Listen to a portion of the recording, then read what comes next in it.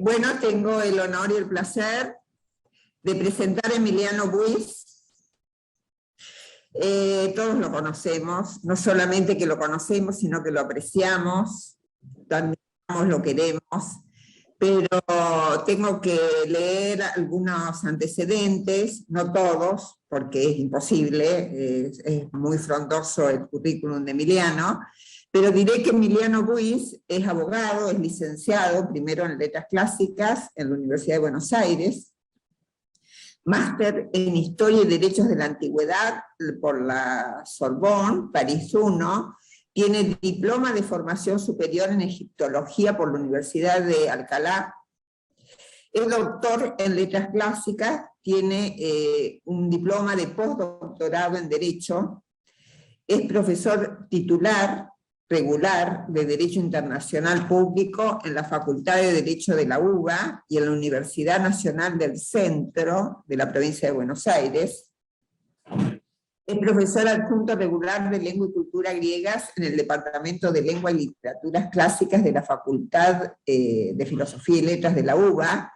Es profesor de la maestría en Estudios Clásicos. Es investigador independiente del CONICET. Es categoría 1 del Programa Nacional de Incentivos, es investigador permanente del Instituto de Investigaciones Jurídicas y Sociales Ambrosio Gioia, de la Facultad de Derecho de la UBA, es además Research Fellow del Center for International Law and Policy, es miembro experto del Center for Ancient Drama and Reception en la Universidad de Nottingham, es miembro asociado del Institute for the History of International Law de Tilburg University, del Instituto de Estudios Clásicos sobre la Sociedad y la Política Lucio Anneo Séneca de la Universidad Carlos III de Madrid.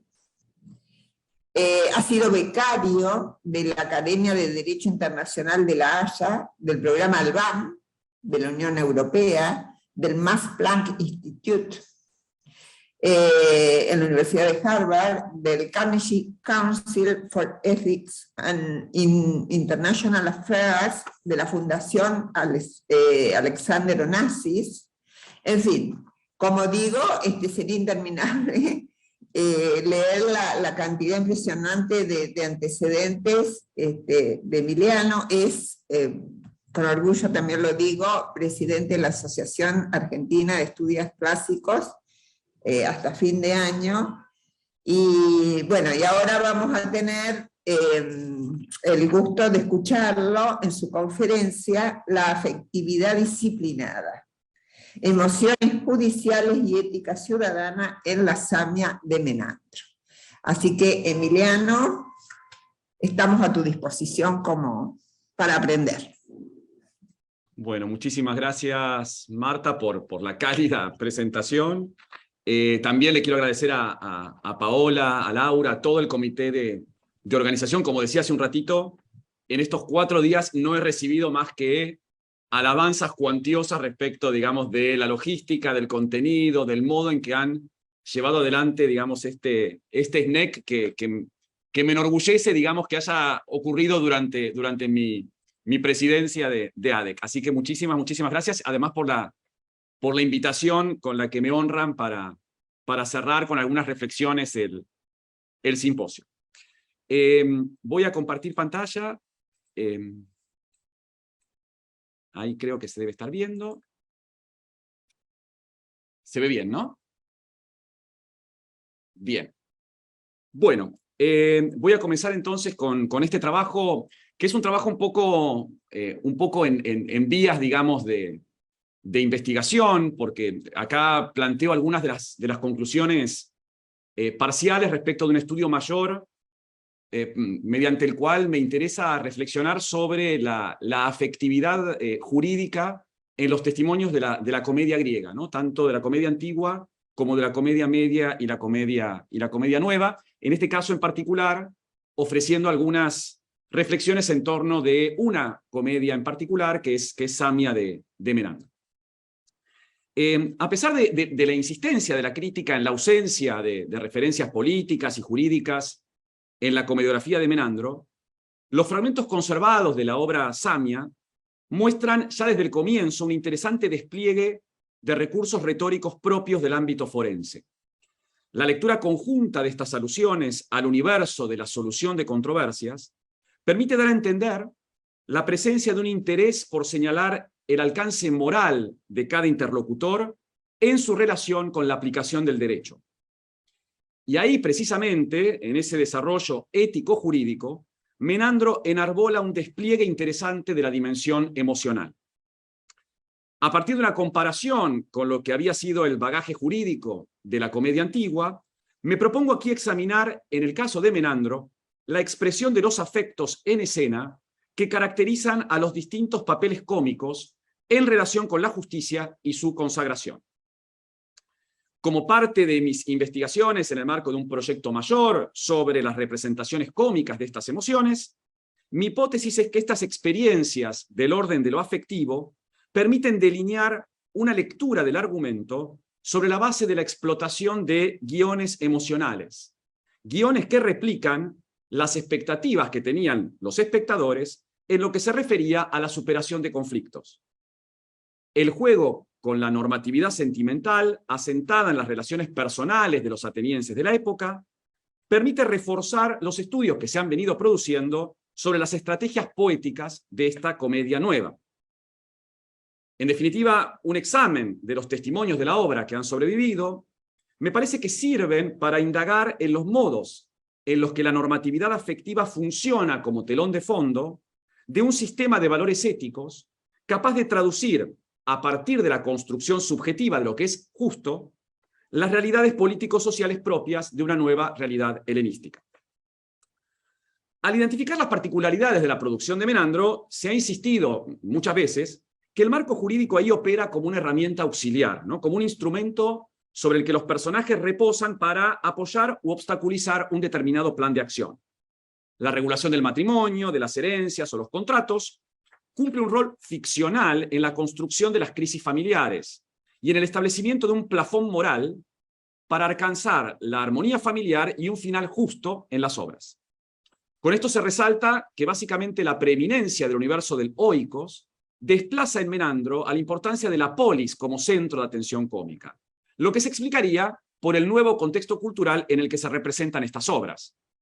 A diferencia de la comedia política de Aristófanes, focalizada en la polis y en la presencia de actividades litigiosas, en la producción menandrea, más cosmopolita, encontramos, en lugar del déficit del funcionamiento de los tribunales, otros modos de solución de controversias más próximos a la negociación amistosa, los buenos oficios, la mediación o el arreglo arbitral, que, como bien ha sostenido Scafuro, permiten aportar una rápida instancia de resolución que se condice con la necesidad de generar una justicia natural que sancione a los personajes más criticables de la obra. Las alusiones al derecho, entonces, son mecanismos destinados a distinguir patrones éticos de conducta en los distintos personajes, y en ese sentido están impregnadas de valoraciones de carácter afectivo que me parece interesante explorar. La comedia Samia de Menandro, quizás representada hacia el 320-314 a.C., merece una consideración especial. Aunque contamos solo con unas 2/3 partes de la obra, no es imposible reconstruir el argumento. Un anciano, Demeas, se enamora de una cortesana de Samos, de nombre Críside. Su hijo adoptivo, Mosquión, a su vez se enamora de Plangón, la única hija de un vecino pobre llamado Nicerato. Durante una ausencia prolongada de los dos ancianos, Nicerato y Demeas, que viajan a Bizancio por negocios, Plangón es violada una noche por Mosquión, quien le promete a la madre de la joven pedir la mano y casarse una vez vuelto Nicerato.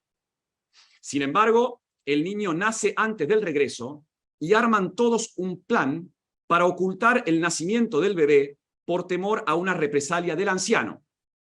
Lo harían pasar por hijo de Críside, que había dado luz a un bebé que no sobrevivió.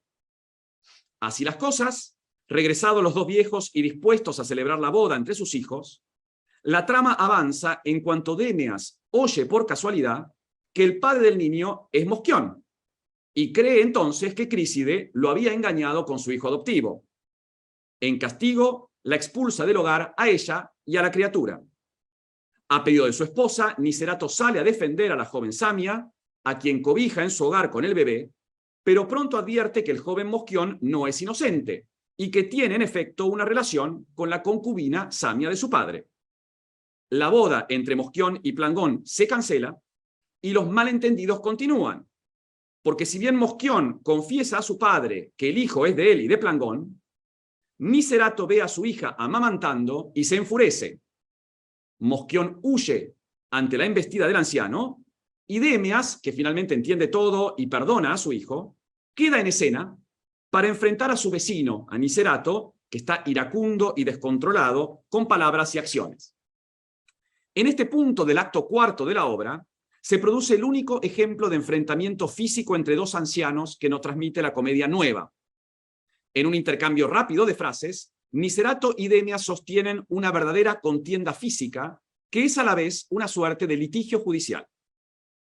Aquí tienen el texto que voy a leer en traducción directamente. Empieza Nicerato. Che vos, ¿a dónde te escapás? Apolo, lucharé solo yo mismo algún día, como parece. ¿Qué querés? ¿A quién perseguís? Demeas, apartate. Déjame que esté en posición del chico y me entere del asunto por parte de las mujeres. De ningún modo. ¿Me vas a pegar? En persona. Y vos, le dice a Críside, entra ahí. Pero yo mismo a vos te voy a pegar. Huí, Críside, es más fuerte que yo. Acá vos empezaste primero conmigo. Llamo a testigos. Pero sos vos el que agarrás en palo contra una mujer libre y la perseguís. Estás siendo un psicofanta. Pues lo mismo vos. Trae afuera al bebé para mí. No me hagas reír. ¿Al mío? Pero no es tuyo. Es mío. ¡Ay, gente! Grítalo para afuera. Voy a entrar y a matar a mi mujer. ¿Qué más podría hacer? Y esto es otra maldición más. No lo voy a permitir. ¿A dónde vas? Quédate acá. No me pongas la mano encima. Controlate. Demeas, me ultrajás, es evidente, y estás al tanto de todo el asunto. Entonces pregúntame a mí. No la molestes a tu mujer. Lo primero que llama la atención en este pasaje es la presencia de un claro vocabulario jurídico. Así, por ejemplo, Nicerato amenaza con llamar a testigos para que den cuenta del comportamiento de Demeas. Tautego martyromai. La expresión es propia del plano judicial. El propio Aristófanes había empleado la fórmula con frecuencia para describir las convocatorias de testigos que acompañan a las denuncias, como ocurre con el acreedor de nubes o el inspector de aves. La frase «acá vos empezaste primero», «proteros haptei mu synuni», que pronuncia Nicerato justo antes, también es interesante, y su tenor legal preanuncia el llamado procesal, en tanto instala la dimensión de los ataques injustificados. En ese contexto, el próteros indica la ilicitud de quien ataca primero, justificando el accionar del agredido en términos de una legítima defensa, capaz de dejar en claro que la agresión era ilegal y moralmente injusta. Aquí también el vocabulario del pasaje es relevante. La advertencia del verso 582, no me pongas la mano encima, deja esto en claro, ya que la expresión era la que identificaba en el discurso forense la lógica de una defensa justificada. Esto se prevé ya en la célebre Ley de Dracón sobre homicidio, del que poseemos una copia bastante fragmentaria de fines del siglo V, pero donde dice Arjonta Geron Adicon, y en la tercera tetralogía de Antifonte, donde un muchacho se defiende con el mismo vocabulario en un caso de homicidio alegando que había sido la víctima la que había empezado la lucha. Por lo demás, la lógica que subyace al ataque ilegal en Samia, una agresión en público, es que corresponde recuperar el honor perdido frente a los ciudadanos. Esto es la timé, algo que describe bien Demóstenes en Contramidias. Leo el pasaje de Demóstenes. Pues el golpe no despertó la cólera, sino la indignidad. Pues el ser golpeado no es terrible para los hombres libres, aunque sí lo es el ser golpeado con insolencia. Hybrei. La acción judicial a la que se refiere el pasaje de Demóstenes, es decir, la hybris como un ataque injustificado a un ciudadano, es precisamente la que podemos leer en la estructura profunda del pasaje de Samia, cuando Demeas acusa a su interlocutor de agarrar un bastón para golpear a Críside, una mujer libre, y perseguirla. Mientras se trataría entonces de un claro acto de hubris, la ofensa que Nicerato atribuye a su interlocutor es el ultraje, ¿no? Dice, me ultrajás, adiquéis.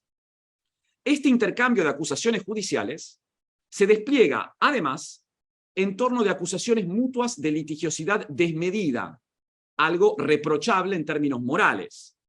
En efecto, Nicerato acusa a Demias de comportarse como un delator profesional. Está siendo un psicofanta, ¿no? Psicofanteis.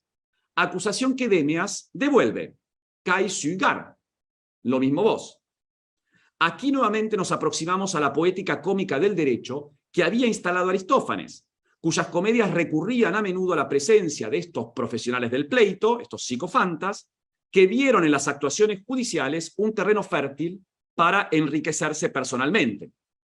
Esta entrada de psicofantas en Aristófanes aparecía en Acarnienses, en Aves y en Plutos, por ejemplo. Todo este pasaje, entonces, recurre a un tinte judicial muy claro, identificado por la abundancia de referencias al universo de los tribunales. A lo dicho, por si fuera poco, podemos sugerir además otros vocablos que también en el contexto podrían ser leídos desde esta interpretación. Los verbos diokein y feugein, en los que bajo el aparente sentido de perseguir y huir, puede reconocerse la base semántica de denunciar y defenderse en juicio. O el verbo bulomai, tras el cual resuenan los ecos de la ley de Solón que permitía a hobulómenos, cualquier interesado, a imponer una acción pública. El sustantivo pragma, además, mencionado 2 veces, así como los verbos de movimiento típicos del proceso litigioso que pueblan el pasaje, también operarían de modo eficaz al poner en relación el asunto de la comedia con la dinámica de un asunto judicial que se da en este enfrentamiento. Todo este vocabulario relevado, como he tenido ocasión de trabajar en otra ocasión, coincide con el que usa Aristófanes. Si pensamos en una obra como Avispas, por ejemplo, centrada en una crítica al funcionamiento de los tribunales populares, los ecos son evidentes, ¿no? El mismo vocabulario de acusación y defensa se presenta en el agón judicial referido al episodio del juicio del perro Laves por el hurto de un queso siciliano. Aquel procedimiento judicial casero en escena, en Aristófanes, servía para privatizar el léxico forense a partir de la explotación institucional, algo que solo se cerraba en Aristófanes con la manifestación de la ira de Filocleón, que pretendía sancionar a todos con crueldad. En cambio, en el enfrentamiento cuasi litigioso entre los ancianos aquí en Samia, la resolución es diferente.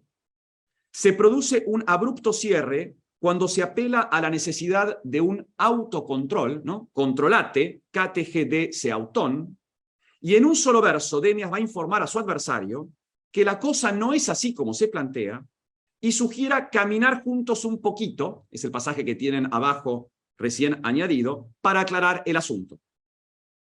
Demias tranquilizará a Nicerato prometiendo que Mosquión se casará con Plangón.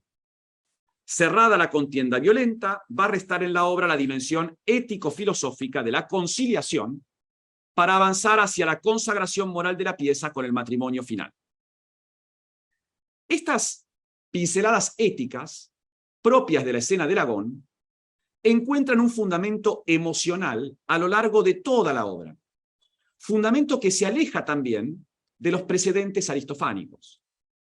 En efecto, ya desde el comienzo, la administración de justicia en Samia está directamente conectada a la expresión de experiencias afectivas adecuadas. Las teorías cognitivistas en materia del estudio de las emociones, hoy mayoritarias, sobre las que se apoyan los estudios en materia de las emociones del derecho, consignan que las emociones proveen juicios de valor, implican la apreciación u evaluación de un objeto externo, percibido e interpretado, y por lo tanto las emociones son un fenómeno social. Al vincularse lo biológico con lo cultural, las experiencias emotivas responden a creencias y percepciones y determinan una serie de marcos regulatorios. En efecto, la revolución cognitiva ha indicado que las emociones, experiencias en principio corporales, son susceptibles de devenir construcciones estandarizadas de acuerdo a una serie de patrones de percepción, evaluación y respuesta. Esto es lo que Caster, en el texto que tienen en pantalla, concibió como los guiones emocionales. Patrones que devienen colectivos y que generan expectativas sociales. Así como los individuos están caracterizados por emociones, es posible afirmar que los grupos pueden desarrollar una orientación afectiva común, como bien ha desarrollado Rosenwein al identificar en la Edad Media comunidades emocionales, es decir, grupos en los cuales los integrantes adhieren a las mismas normas de expresión emotiva y aprecian las mismas o semejantes emociones y rechazan las mismas o semejantes emociones, ¿no? Esto es lo que yo en otros trabajos he llamado la normatividad afectiva. Esta dimensión cognitiva debe mucho a la perspectiva aristotélica, ya que es el Estagirita quien en el libro 2 de la retórica ofrece una teorización de 10 emociones relevantes desde el punto de vista argumentativo. El alcance cognitivo es claro en el pasaje, ya que las emociones, según Aristóteles, se definen como, cito, aquello que los hombres cambian y difieren para juzgar y a las cuales sigue pena y placer. Así, si las emociones son objeto de especulación retórica y resultan simbolizables, entonces responden a un trasfondo normativo que instala las identidades a través de la fijación de prácticas de subjetivación. A ello ha de sumarse que en tiempos helenísticos las fuentes señalan una dialéctica entre emociones y valores morales. En efecto, la regulación de las emociones se vincula de modo estrecho con la virtud, de modo que los éxitos y fracasos cotidianos en el ámbito social dependen de un control de la esfera afectiva. Como señala Plumper, la moderación emotiva en esta época era sinónimo de la predisposición a una vida íntegra, mientras que el desenfreno y el exceso de las pasiones solía atribuirse a personalidades descontroladas que escapan de la esperable prudencia ciudadana. Si, para el epicureísmo, el objetivo práctico de la filosofía era proporcionar una terapia de las enfermedades del alma para lograr la felicidad, y esto lo mostró brillantemente Marcela Coria en el curso que estuvo dando ayer y hoy, el estado interior debía curarse mediante la liberación de aquellas turbaciones emocionales que no responden a los verdaderos valores, sino a falsas creencias impuestas por la sociedad. Esta necesidad de canalizar las pasiones de acuerdo con el placer da cuenta de la necesidad de una fuerte educación. A pesar de las obvias diferencias, en el estoicismo también procede una didáctica sentimental, como deja en claro en varias obras Martha Nussbaum, a la hora de referirse a los fundamentos afectivos de la vida en sociedad. Si para la psicología estoica la sustancia del alma es la razón, la irracionalidad pasional, por lo menos así lo indica Crisipo, responde a una debilidad del alma que vicia nuestra facultad racional. La emoción negativa se vincula con la falsa creencia, de ahí la impronta cognitiva, en el valor de los bienes externos.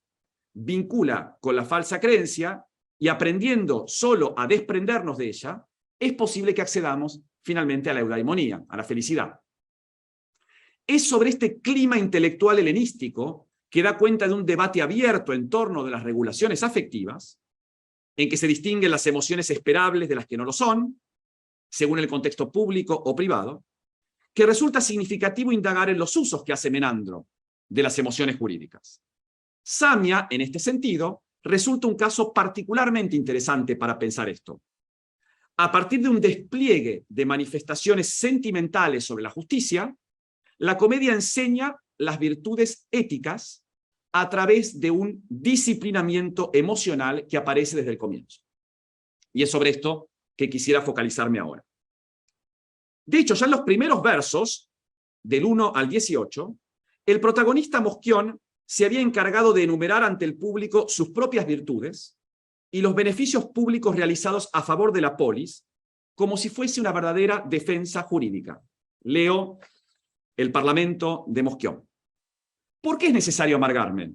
Es doloroso, pues he cometido un delito, de modo que pienso que hablar va a hacerlo. Lo haría más claro si les explico el carácter de aquel. Cómo yo disfruté en un tiempo anterior siendo un niño. Lo recuerdo bien. Pues él, está haciendo referencia a su padre claramente, actuaba bien conmigo cuando yo todavía no pensaba. Y como fue inscripto, no siendo diferente de nadie en nada, como ciertamente es el dicho, uno entre muchos. Pero por Zeus me volví muy desgraciado, pues nosotros lo somos. Me distinguí por el pago de los coros y por mi honor público. Pues él criaba perros y caballos para mí, fui un brillante filarco. Pude socorrer en una justa medida a los amigos que lo necesitaban. Por eso me volví un hombre. Igualmente cumplía con mi parte con noble gracia. Fui ordenado, es decir, ordenado de conducta, ¿no? Frente al reconocimiento de la comisión de un acto ilegal, gemárteca, el personaje recurre a la explicación racional, dice logizomai, de una sucesión de virtudes positivas que da a entender la corrección política que impone el estatus ciudadano. La inscripción en el censo de Febos, el cumplimiento de las liturgias en tanto corego, entendiendo como deber cívico, y el desempeño adecuado de cargos en la ciudad, como ocurre con la filarquía, se complementan con características positivas en términos de personalidad. Su afición por el honor público, filotimía, la preservación de nexos sociales, el ayudar eparkein a los amigos en situación de necesidad, y la gracia, charis, dan cuenta de su comportamiento honroso en términos de un orden, no dice que él es cosmios. La justicia se traduce en un actuar en justa medida, ta metria. Los modos de conducta, tropos, atribuidos al padre Demeas, se reflejan en la confirmación de Mosquión como persona, como anthropos, insistiendo en las virtudes de la mesura. Además de la clara impronta judicial de lo que Leip identificó como un argumento de defensa ante la ofensa cometida, el contenido ético de estos argumentos deja entrever una evidente intencionalidad moral. Para reflejar la lógica de sus reacciones, se encarga de descartar todo exceso emotivo y describir su carácter ordenado, cosmios, como un autocontrol que también Demeas, su padre adoptivo, valorará poco después en su intervención. De hecho, en los versos 265-274, Demeas va a elaborar sus reflexiones frente al público, manifestando sus dudas y nuevamente descartando la desmesura de los afectos para lidiar con sus preocupaciones. Leo las palabras de Demeas. Dice: y veo a la Samia misma fuera con el niño, dándole el pecho. He sabido que es de ella, pero de qué padre, si es mío, no lo digo a ustedes, señores. Yo no tengo sospechas, sino que traigo al centro como cuestión las cosas que yo mismo escuché, sin irritarme todavía. Pues conozco bien al muchacho, por los dioses, y antes ha sido ordenado de conducta siempre, y respecto de mí es lo más respetuoso que hay.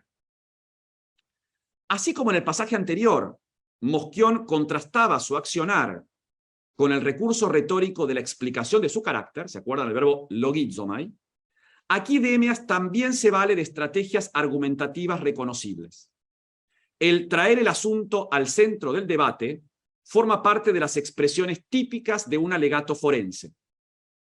La focalización en la racionalidad del planteo lleva necesariamente a la exclusión de la emoción, como queda claro cuando dice que no va a irritarse todavía. Uc aganacton udepo. Recuperando la importancia del carácter ordenado, cosmío y respetuoso, eusebastato, del muchacho, de modo semejante a lo que había pasado en la cita anterior, la autorreflexión va a ser una de las características de Demeas. Y precisamente Demeas va a hablar consigo mismo unos versos más tarde para instar al abandono de la emoción.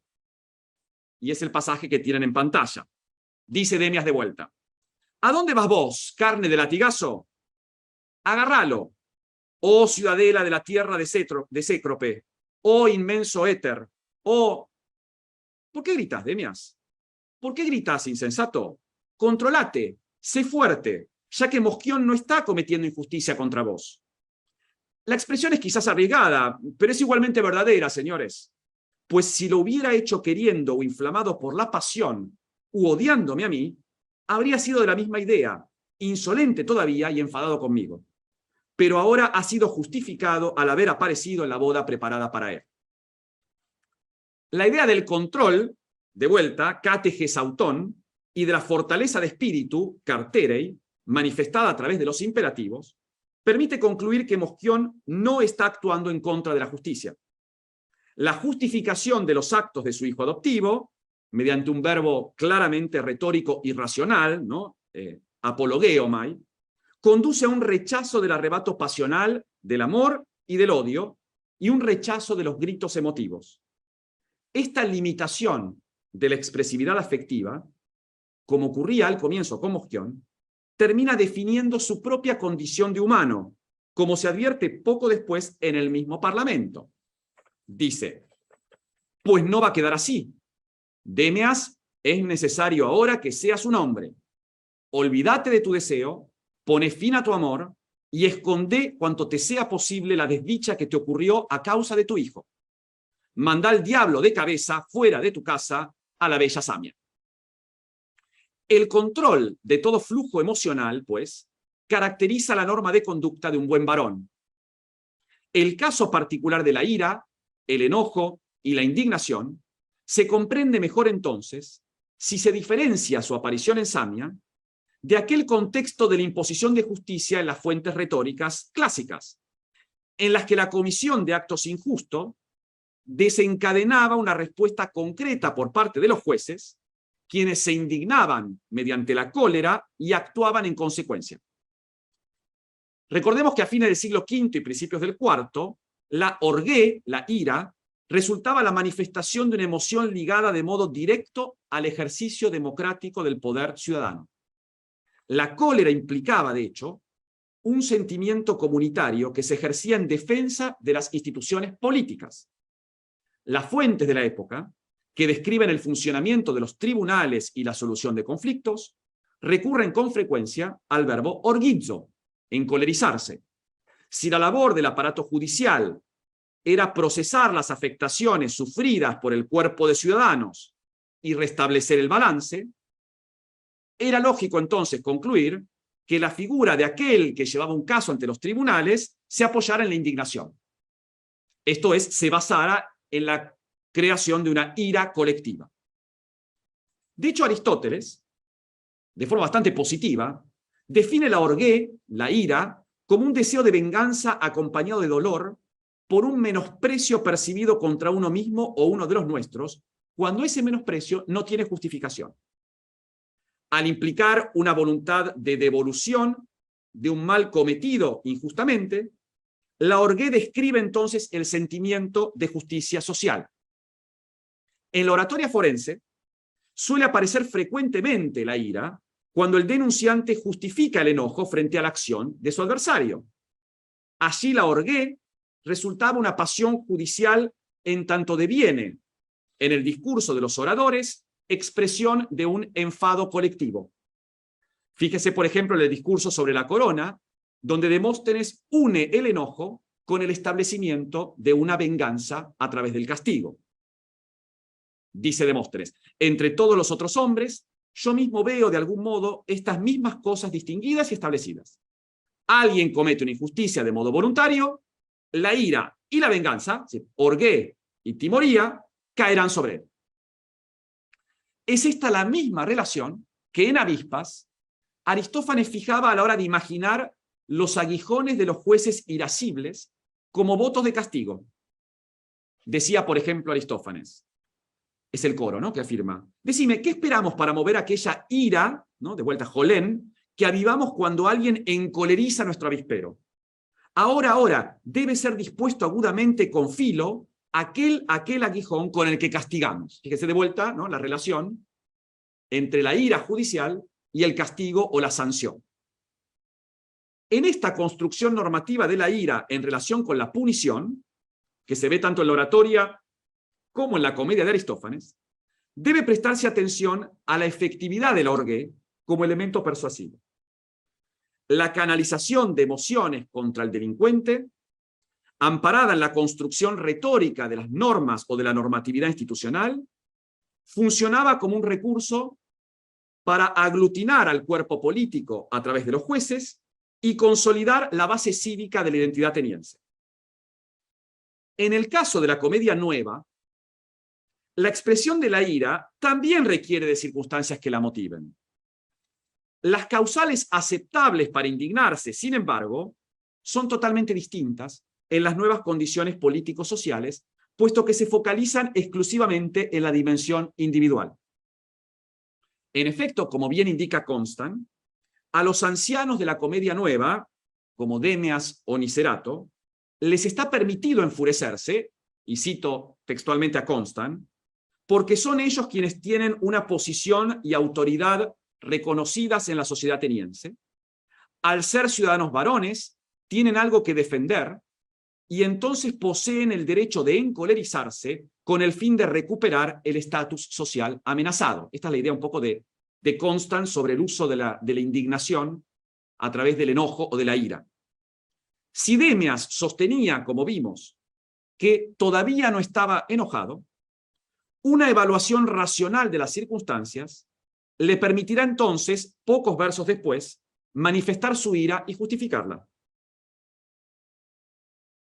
Dice Demias, ¿no? Y de nuevo, cuando considero primero que quien hablaba era la nodriza de él, luego que hablaba escondida de mí, y después veo de nuevo a la que lo quiere y me forzó a criarlo contra mi voluntad, me saco completamente. El enojo de Demias, como se advierte, es resultado de una reevaluación de las circunstancias. La reiteración del adverbio palin, de nuevo, el recurso al verbo catamanzano, y la construcción argumentativa de las premisas, fíjense, dice, epeidan, eita, eita, dan cuenta de un análisis racional del contexto que explica el sacarse de quicio final. En el contexto de una normatividad emocional y de los guiones afectivos vigentes, la irritación se entiende en función de lo que la causa. Es una irritación aceptable, es una irritación justificada. Contrariamente, cuando no se comprenden las bases que dan sentido a la cólera, se van a buscar explicaciones alternativas a ese enojo. La comedia, de hecho, explota estas hipótesis equivocadas, ¿no? Que por otro lado son muy humorísticas. Si, por ejemplo, en Avispas, la pasión litigiosa y la ira de Filocleón era asimilada a un acto de locura, aquí también en Samia, la cólera incomprendida puede ser interpretada como resultado de una demencia, algo que ocurre cuando no se comprenden los factores que la desencadenan. Fíjense, por ejemplo, cuando el cocinero, ignorante de los hechos, sale de la casa y se cruza con un Demias que entra violentamente, asimila esta actitud desencajada a la condición de un loco. El cocinero dice, Heracles, ¿pero qué es esto, che? Un viejo enloquecido, mainómenos, se metió corriendo adentro. Fíjese cómo la locura funciona para justificar una cólera que no tiene explicación ciudadana. De modo semejante, la incomprensión de los motivos que desencadenan la repentina cólera de Demias llevará a Nicerato a sugerir que fue el viaje al Mar Negro lo que hizo que sufriera de una enfermedad relativa a sus humores. Y es lo que dice en el pasaje que tienen. Leo. Dice Nicerato, pero Demias, es agradable. No se encolerizó en ese entonces, pero lo hace ahora tras cierto tiempo. Y Críside dice, después de indicarme que dejara todo listo adentro para la boda, entró de repente al lugar como si estuviese loco y me echó afuera. Y Nicerato dice, Demias está afectado de la bilis negra. El Ponto no es una región sana. Vení, seguí a mi mujer, tené confianza. ¿Qué querés? Él se va a calmar de su locura cuando tome conciencia de lo que hace ahora. La expresión emocional, el encolerizarse, solo encuentra una base de aceptación social como respuesta esperable a ciertos hechos que la promueven. La incorrecta comprensión de la realidad lleva, por lo tanto, a emociones impertinentes que solo pueden atribuirse a episodios de locura, ¿no? Hosper en manés, como si estuviese loco, los cuales se deben a la presencia de humores negativos como la bilis negra, ¿no? Demeas jolá. Ello solo encontrará solución mediante la calma cuando se identifique racionalmente, con conciencia, fíjese, logismón, los hechos correctos. La ausencia de causas razonables es algo que la propia obra dejará en claro cuando, hacia el final, Demeas mencione ante Mosquión que fue la falta de comprensión del asunto lo que lo condujo a la enajenación maníaca y al desequilibrio. Demeas va a decir al final: te acusé injustamente, ¿no?, al hijo. Me equivoqué, cometí una injusticia, enloquecí. De modo paralelo a la mención de aquellas consideraciones erróneas que hicieron injustificable su enojo, el mismo Demeas va a aceptar la procedencia de la ira de Mosquión, una ira que Mosquión justifica en el verso 620-622, diciendo: mi padre desconfió de mí, me enojo precisamente por esa desconfianza, y Demeas va a aceptar esa indignación de Mosquión derivado del hecho de que fue una injusticia la que sufrió. Este es el pasaje donde Demeas habla con su hijo. Mosquión, porque te encolerizaste quiero. Y no, bueno, acá hay pasajes que están corruptos, ¿no? Sí, pues estás dolido por una acusación injusta. Y después dice: pero considera esto de todos modos, pues soy tu padre, ¿no? Corresponde irritarse, en efecto, cuando uno es víctima de un comportamiento inadecuado que ha puesto en crisis el estatus personal. Sin embargo, según Demeas, la racionalidad tiene que llevar a Mosquión a darse cuenta de que lo que el padre hizo fue precisamente para cuidarlo. Es decir, el padre reaccionó como hubiese reaccionado un padre preocupado por un acto cometido por su hijo que no responde a lo tolerado. De nuevo, entonces, frente a la ira, pasamos a su deposición.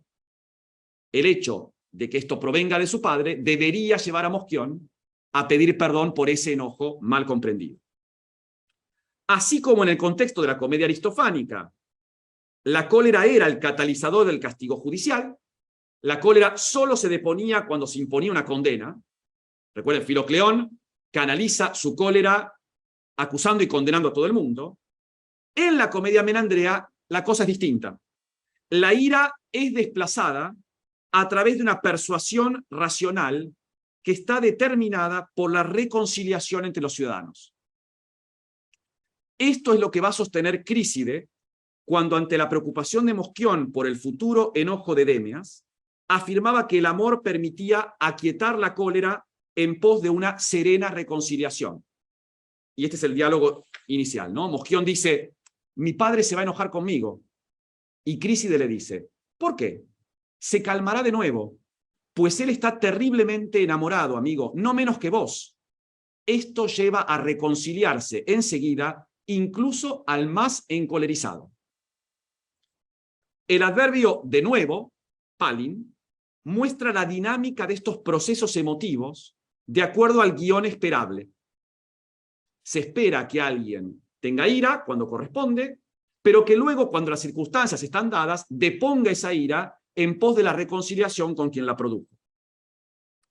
Un último juego cómico, con el repertorio afectivo, es el que ocurre con relación al otro anciano, Nicerato, y con esto voy cerrando el planteo. Nicerato, el padre de la chica, ¿no?, de Plangón. Irritado por el arrebato de Demeas, que lo llevó a responsabilizar de todo a Crícide, a comienzos del acto cuarto, y constantemente manifiesta su ira y una hubris sin control. En los versos 4.46, 4.47, menciona la necesidad de ingerir su furia. Dice: pues señores, estoy a punto de celebrar la boda tragándome la ira. Y poco después, le reclama a Demeas que debería haberse encolerizado contra Mosquión al enterarse del supuesto engaño con su madrastra. Dice Nicerato: ¿te atreviste vos a hacer eso? ¿Osaste eso? Era necesario que tomaras la cólera de Amíntor y que lo cegaras a él. Será el propio Nicerato quien a su vez se indigne unos versos después cuando salga de su casa enfurecido por haber visto a su hija amamantando, ¿no? Nicerato, que atribuye la cólera a otro, él mismo va a sufrir de esa ira cuando ve que su hija está amamantando al bebé. Creyendo que no dice la verdad, que exagera o que no comprendió un chiste, Demias va a decir que el enojo de su interlocutor es inexplicable. Claro, no sabe lo que lo motivó.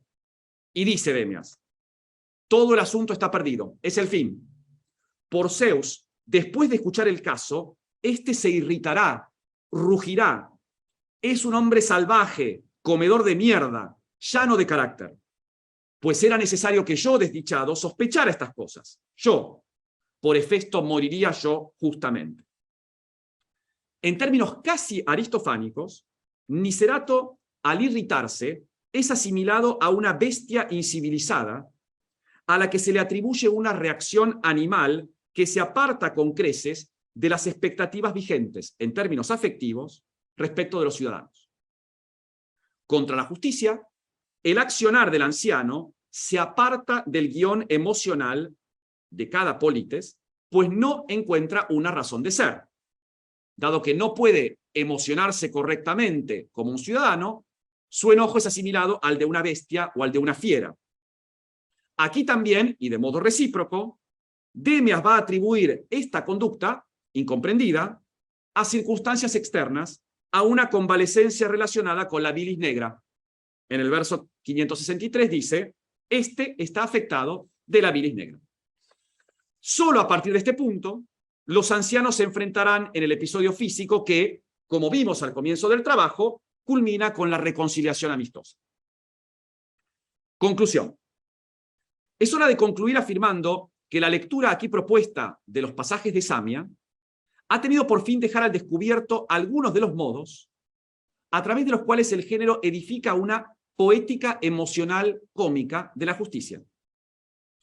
Si en Aristófanes el abuso de las emociones judiciales, como la cólera, eran objeto de una feroz crítica porque servían a los intereses individuales a través de la aplicación de castigos, en Menandro los afectos experimentados y manifestados por los personajes también cumplen un papel dramático importante. Los fundamentos de este recurso a los afectos no son, sin embargo, los mismos. Por lo pronto, en un plano superficial, las manipulaciones de las emociones corporizadas en Demias y Nicerato, que fluctúan entre la normalidad y la transgresión, contribuyen a expresar las consecuencias de los malentendidos que hacen a la trama central de la pieza y que solo se resuelven en la justicia de una reconciliación final. Pero además, en términos más profundos, en la puesta en escena, el recurso a los guiones emocionales constituye un fuerte rasgo identitario que la comedia explota para definir a partir del humor la contraposición de la integridad jurídico-moral de sus distintos personajes. Acostumbrados a identificar la conveniencia de ciertas manifestaciones afectivas, los espectadores de Samia, imbuidos en una verdadera educación sentimental, estaban en condiciones de observar y de reconocer los peligros de una emotividad mal disciplinada. La canalización de esas perversiones, de esos desbordes afectivos hacia la salida final acordada y pacífica de los conflictos, como se ve en la obra, supone, a fin de cuentas, un posicionamiento afectivo respecto del derecho y la justicia muy adecuado a las nuevas corrientes filosóficas helenísticas.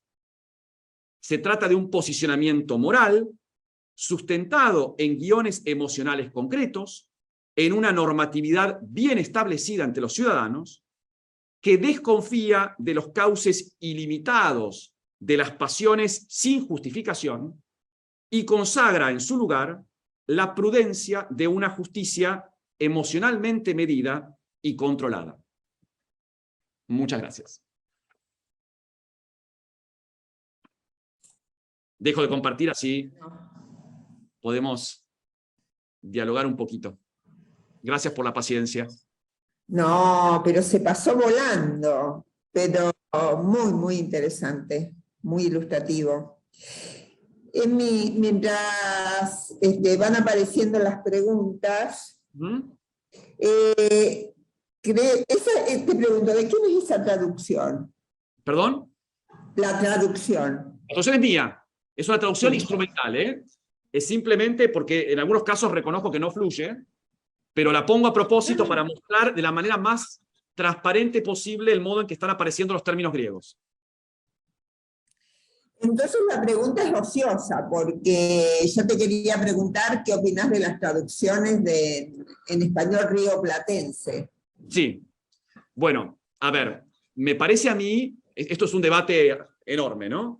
Yo me siento más cómodo cuando hago traducciones para este tipo de encuentros, donde intento, digamos, que los diálogos reproduzcan la lógica, digamos, de esa dinámica de interacción.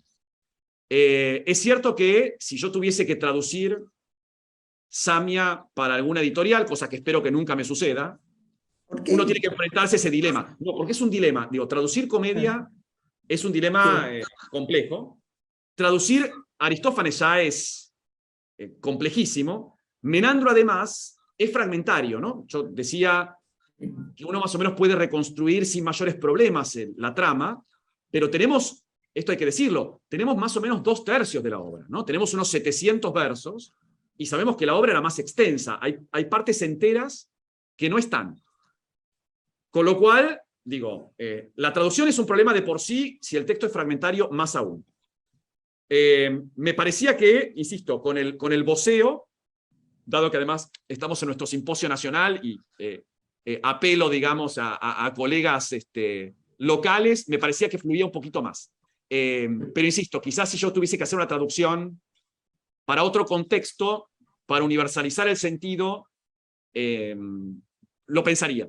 No te puedo dar una No, pero podríamos decir que para la comedia, sí, porque Marcela Suárez, por ejemplo, presentó la obra de Terencia en español rioplatense, o sea, como que personalmente, esta es mi opinión personal, sí. para la comedia queda bien. Ahora, yo no sé si traduciría vacantes, no sé qué decirte, o sea, tragedia o épica en español rioplatense. Desde ya que hay traducciones de Platón, de los filósofos, hay muchas, ¿no?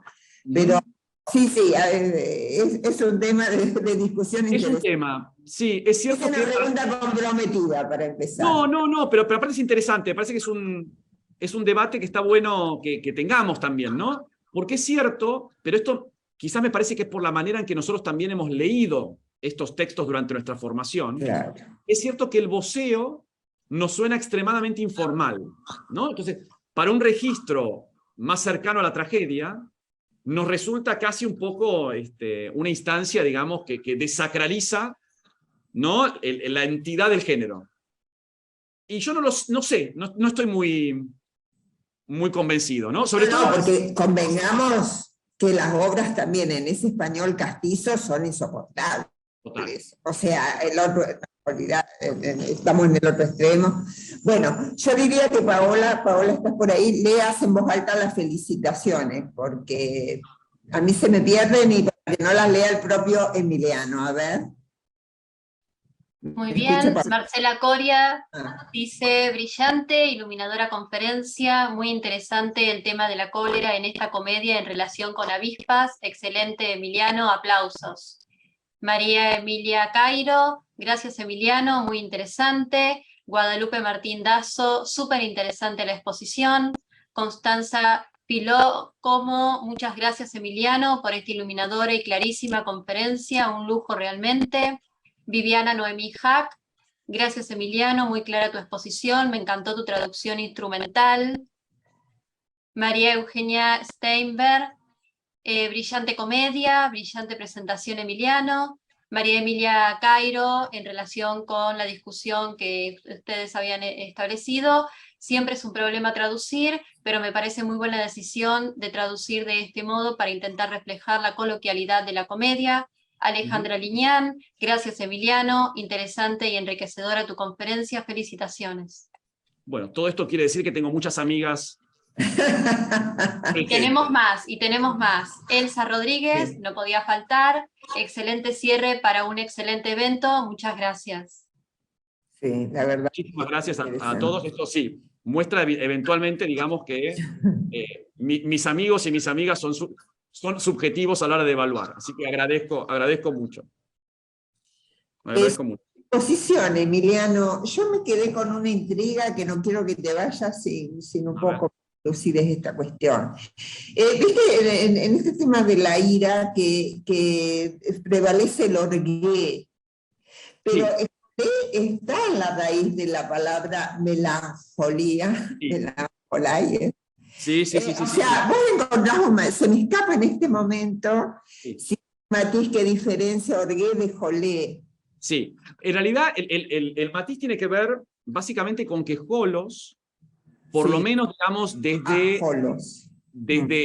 el término, digo, desde la primera acepción, Holos se refiere precisamente al humor, ¿no? A la bilis, es un término que aparece en los tratados hipocráticos. Y de modo figurado, siempre los diccionarios incorporan como segunda acepción, bueno, toda una serie, y justo estamos hablando, Marta, de traducciones, una serie de traducciones que, si uno rastrea el Bailly, el Liddell, Scott and Jones y otros diccionarios, aparece una sarta, digamos, de emociones que no necesariamente son exactamente lo mismo, ¿no? No sé, por ejemplo, cuando uno busca holos, después de, bueno, bilis, etcétera, etcétera, aparece cólera, odio, resentimiento, furor, pasión, rencor, a veces indignación, que en realidad, y por eso tan difícil a veces es traducir uno y otro, no necesariamente coinciden, ¿no? Acá este es un problema que se suma a lo que planteaba respecto de la dificultad de traducir. Cuando uno traduce emociones, además, claro, especialmente dificultoso. se le suma un grado de dificultad que tiene que ver con un pasaje de lengua, y ahí a nosotros a veces se nos escapa también las diferencias específicas entre holos, orgué, por ejemplo. Se nos escapan los aspectos más pragmáticos, digamos, del uso de un caso y otro, porque solamente nos podemos basar en las evidencias textuales que tenemos, ¿no? Digo, orgué, por ejemplo, es el término que habitualmente aparece para indicar la cólera colectiva vinculado con los tribunales que desencadenan un castigo, ¿no? Es raro que en la oratoria aparezca holos, por ejemplo.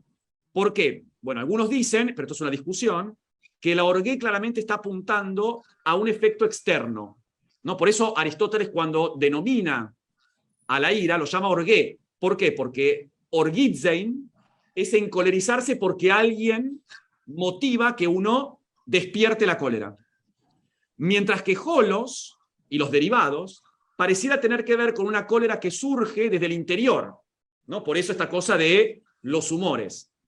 Pero de vuelta, esto a la hora de traducir, uno no puede traducir una cólera externa, una cólera interna. Claro. Y además, una última cosa, que es que se complica por un segundo elemento, que es que incluso nosotros a veces no sabemos cómo denominar en castellano las emociones. De hecho, a veces uno le pregunta a alguien, bueno, ¿y qué es lo que estás sintiendo? Y a uno mismo, ¿no? Le cuesta como decir, bueno, yo no sé si estoy enojado, si estoy indignado, si estoy irritado, si siento cólera, porque se nos escapan, ¿no? A veces los límites. Entonces, uno que está trabajando emociones hace tiempo, empieza como a ver las diferencias.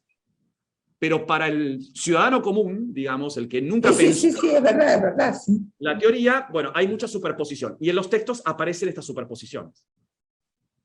Exactamente. Bien, seguimos leyendo. Sebastián Carrizo, muchas gracias Emiliano, muy enriquecedor tu trabajo para seguir trabajando sobre el tema de las emociones, felicitaciones. Marce querida, Marce Coria, sí, hermoso simposio. Soledad Correa, excelente Emiliano, me pareció muy iluminadora tu lectura. Elvia Aide Di Fabio, gracias Emiliano, impecable. María del Pilar Fernández de Agustini, gracias Emiliano. Me voy con mucho en qué pensar a propósito de lo que están conversando. Mi pregunta sería la siguiente. A propósito de una traducción hipotética de Samia y de tu exposición sobre la ira, ¿harías en ella algún comentario, nota al pie, sobre referencias a Heracles de Eurípides? Y bueno, sigue, leí tu traducción instrumental, excelente por cierto, y me despertó muchos guiños al respecto, la exclamación del cocinero, rugir, la bilis negra, entre otras probablemente. Gracias, Laura. Laura, por transmitir, digamos, la pregunta de de Pilar, ¿no? Que está pobre haciendo el trabajo de ir volcando al chat todo lo que aparece en YouTube. Pilar, súper interesante. De hecho, hay muchos autores que consideran a la hora de analizar Menandro que en realidad una clave, digamos, de lectura intertextual respecto de qué está haciendo Menandro con sus propias tramas es pensar más bien en la relación con la tragedia y no tanto con la comedia aristofánica. ¿No? Es decir, que Menandro, más que retomar la misma poética, digamos, con relación a una cantidad de temas de la tradición de la Arjaya como día hasta la Nea, está más bien incorporando una serie de elementos trágicos. De hecho, muchos argumentos de Menandro parecen más argumentos de tragedias de Eurípides que los utópicos planteos de Aristófanes con sus héroes cómicos, ¿no? Con lo cual, tomo tu propuesta y efectivamente me parece que hay mucho para trabajar en el cruce entre Eurípides y Menandro, y en relación con la cuestión emocional, muchos de los planteos afectivos que aparecen en Menandro, en Samia, pero además en Díscolos, por ejemplo, o en Peiriqueiromenes y en varias otras obras, se explican por ciertas emociones más bien trágicas, ¿no? Así que ahí hay todo un trabajo quizás para hacer, que es comparar las emociones de la tragedia de fines del siglo V con el modo en que la comedia de fines del siglo IV va creando, digamos, estos argumentos familiares, ¿no? Así que gracias, Pilar. Sí, efectivamente muy oportuna la pregunta de Pilar, porque no se me había ocurrido que realmente fuera un factor de comparación tan fuerte con la tragedia más que con la comedia aristofanea, ¿no? Bueno, muy interesante, Emiliano. Lamentablemente vamos a tener que ir despidiendo porque vamos a decir unas palabritas de cierre de este simposio. Bueno, yo solo quiero agradecer de vuelta a Marta por tu moderación, por tu coordinación, y de vuelta a Paola, a Laura y a todo el grupo que ha hecho un trabajo, como aparece también en el chat. La verdad es que muy difícil de describir con palabras, porque estoy sinceramente muy emocionado, porque la verdad que yo sé lo difícil que es armar un simposio como este, y lo cierto es que lo han hecho a las mil maravillas, así que todo mi agradecimiento y mi reconocimiento, y de vuelta muy honrado por esta invitación que me hicieron llegar. Realmente